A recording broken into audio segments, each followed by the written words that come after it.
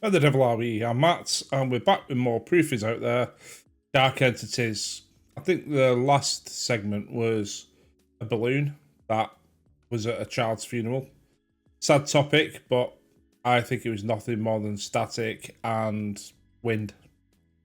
So I don't see how that would be a dark entity, because even if it was the ghost of the child, why would that be a dark? I don't know.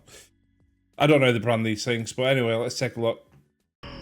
July 23rd, 2011, in a suburb just outside of Portland, Oregon. Thomas Collins hears strange noises emanating from an abandoned house on a property adjacent to his parents' home. He enlists a good friend to join him in his investigation. This is Andrew. When the two discover this. There it is. There's a high-pitched howl.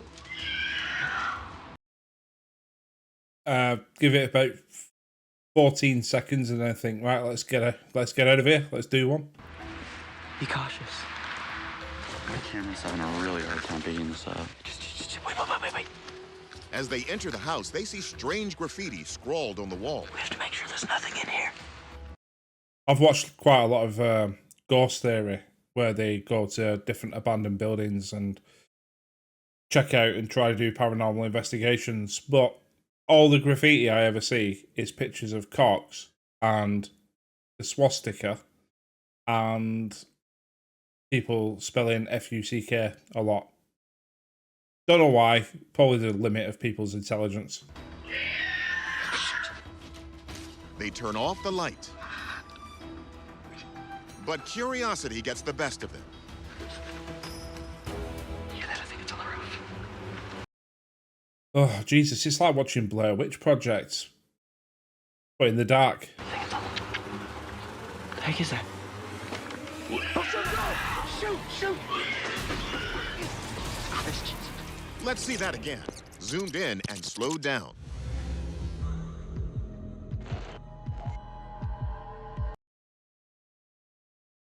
I mean, I'd love something like that to be real, but the way that they couldn't keep the camera straight, and then the minute that they pointed it at the ceiling. Why would you point it at the ceiling? You wouldn't. We heard a noise, and that's when we turned and were able to spotlight that creature. But it scared us so much that we just ran. I didn't feel like it wanted to hurt me, but I felt like if it wanted to, it could. And so that was enough to give me a scare. Although Thomas says he's been back to the property to investigate during daylight hours, he's never encountered the alleged creature again. Field researcher Ken Gerhardt helps us decipher what we just saw. So this is a video that, for obvious reasons, has gotten a lot of action online. It's very creepy. I mean, look at the size of its head. Obviously, nowhere. It's quite round. It's quite spherical, its head. Bald. No eyebrows. No ears that I can see. It's like Ricky Gervais explaining what Carl Pilkington looks like on the podcast, but yeah, I don't know what I'm looking at there. Very reminiscent to a Is it an owl? mysterious creature known as the Rake. A hairless humanoid creature standing about 6 feet tall, very cadaverous, gray, pallid skin, deep-set eyes. I mean, creatures that were invented on the internet. You could say it looks like anything, but it was invented on the internet. It's described as being very evil, terrorizing, even murdering people, particularly small children. Back in 1964, there was a gentleman who described this Rake creature as having tormented him and driven him to the point to where he actually had to take his life.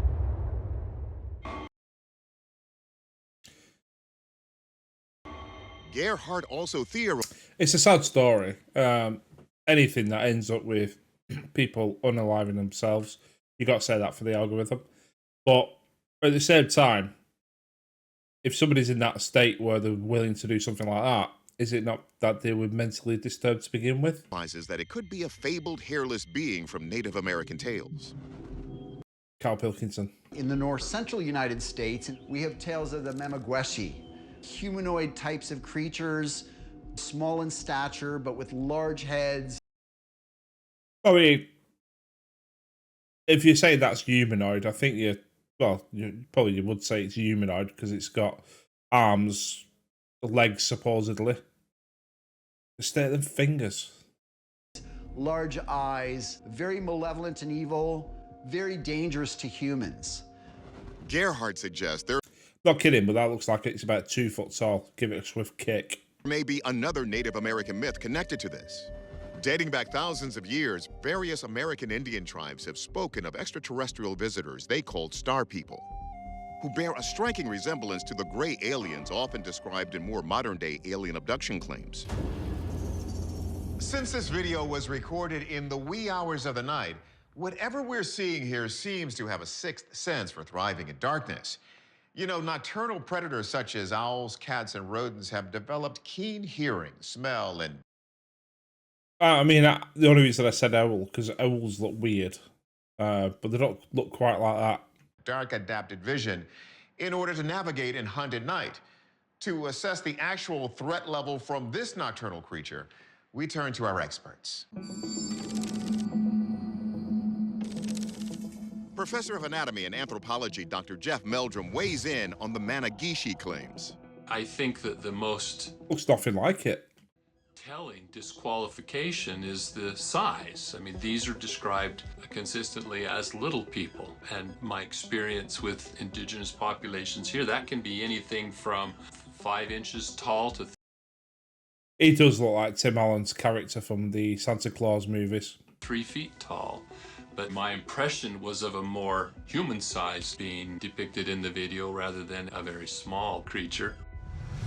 Anthropologist Kathy Strain has some insights into the Greys theory. When people talk about the Greys, they usually bring up that there's little ones and there's big ones. And the larger ones have these very long necks and these big, large eyes. I mean, an anthropologist would probably say that's not likely, because how could a neck like that sustain a head that big? And this doesn't really look like that because their eyes are much smaller.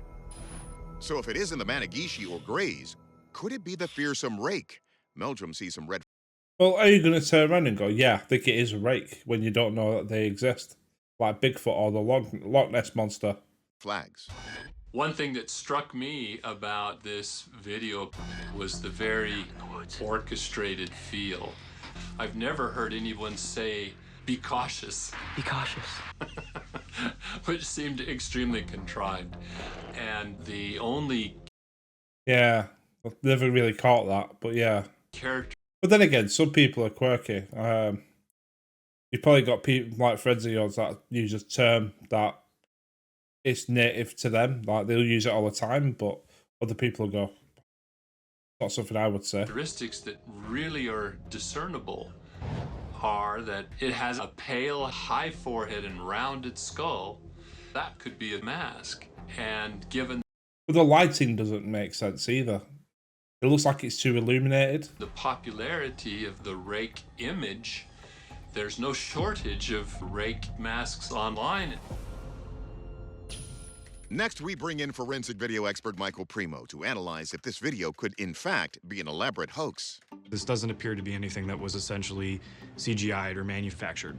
The physical aspects of the scene kind of confirm that this appears to be something within this scene, but whether or not it's a paranormal creature, determinations about that simply can't be made from a forensic perspective. But Primo isn't satisfied, and it doesn't take him long to find more corroborative evidence online.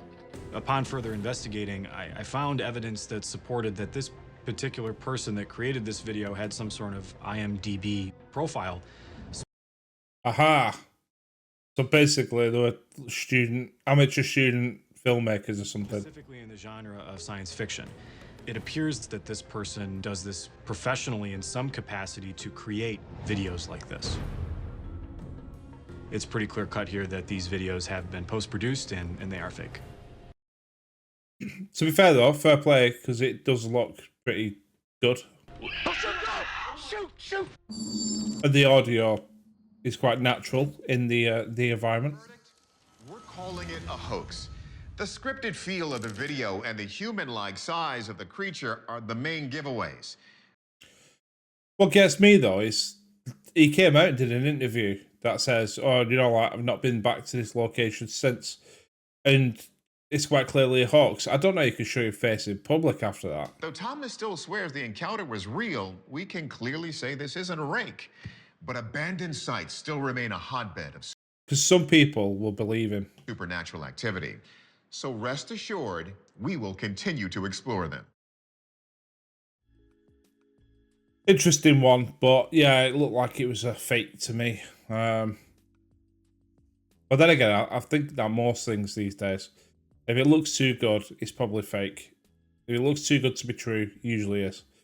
Anyway, yeah, I think it's an obvious fake. The fact they came out and did an interview though, what a penis. That's all for this one anyway. Take care wherever you are. Do me a favour, subscribe. Trying to grow the channel. Trying to hit 1k subs by end of the year. And I'll be happy with that. So thank you very much for watching. See you on the next one. Cheers.